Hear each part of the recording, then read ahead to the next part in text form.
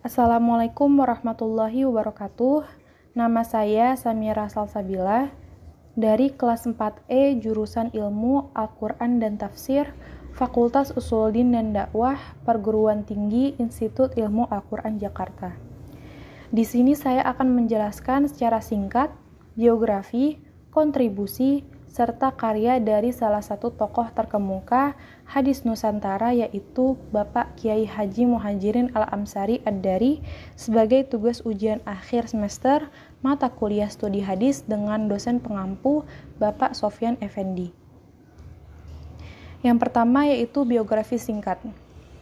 Anak sulung dari pasangan Haji Amsar dan Ibu Haja Zuria ini mempunyai nama lengkap Muhammad Muhajirin Amsar Ad-Dari.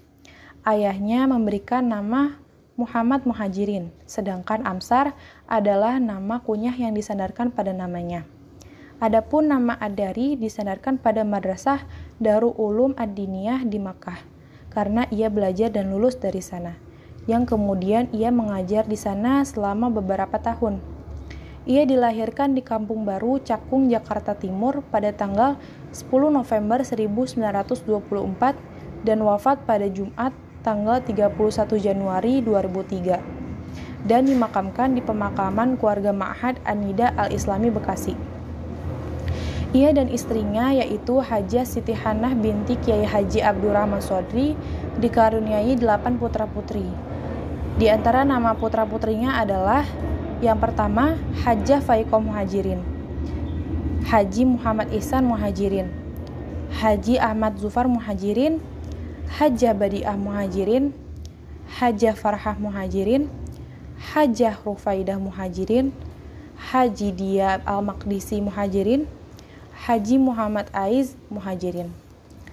Beliau memberikan kontribusi baru berupa penulisan silabus dengan metode yang ringkas dan mudah dipahami dengan merujuk pada kitab-kitab yang sudah dipelajari dari para gurunya, baik itu kitab yang dikarang guru-gurunya atau kitab-kitab muktabar lain yang diajarkan oleh gurunya. Dari sekian banyak karya beliau pada bidang ini, salah satu karyanya yang paling fenomenal adalah kitab Misbah Az-Zolam fi Syarh Bulugh Al-Maram.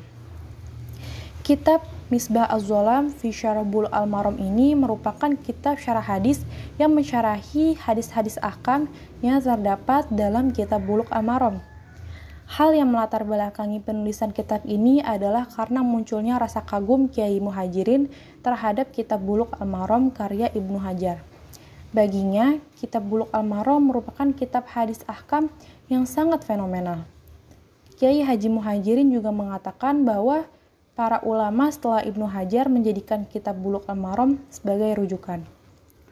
Secara umum, sistematika penulisan dalam kitab Misbah Az-Zolam mengikuti sistematika yang terdapat dalam kitab Bulugh Al-Maram. Dalam syarahnya, Kiai Muhajirin mencantumkan hadis dari kitab Bulugh Al-Maram dengan memberikan tanda huruf shad yang berarti musonif dan pada awal kalimat memberikan tanda huruf shin yang berarti syarah pada kalimat pertama dalam syarahnya.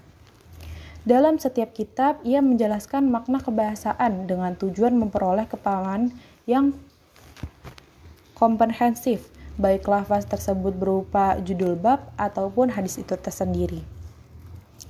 Langkah selanjutnya, ia menuliskan kembali hadis yang terdapat dalam kitab induknya dan menjelaskan asbab awurudnya jika ada. Ia menafsirkan hadis dengan bentuk bi al-ma'thur, dengan menafsirkan hadis dengan hadis lainnya, dan mensyarahi hadis dengan ayat Al-Quran yang memiliki relasi dengan hadis tersebut.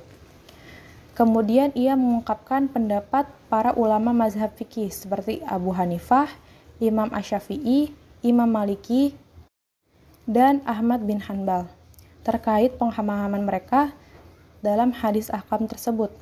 Namun ia tidak memberikan kesimpulan akhir pada setiap hadis yang ia syarahi.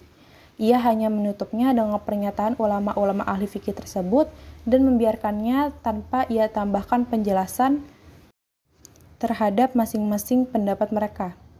Sistematika di atas sebenarnya tidak dijalankan secara konsisten dalam masing-masing syarah hadisnya.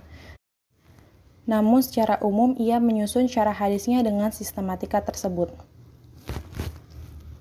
Semasa hidupnya, Kiai Haji Muhajirin Al-Amsar merupakan penulis yang produktif dengan menghasilkan 31 kitab berbahasa Arab. Karyanya dalam bidang hadis yang paling fenomenal adalah kitab Misbah Az-Zulam fi Syarh Bulughul Maram yang telah kita bahas tadi.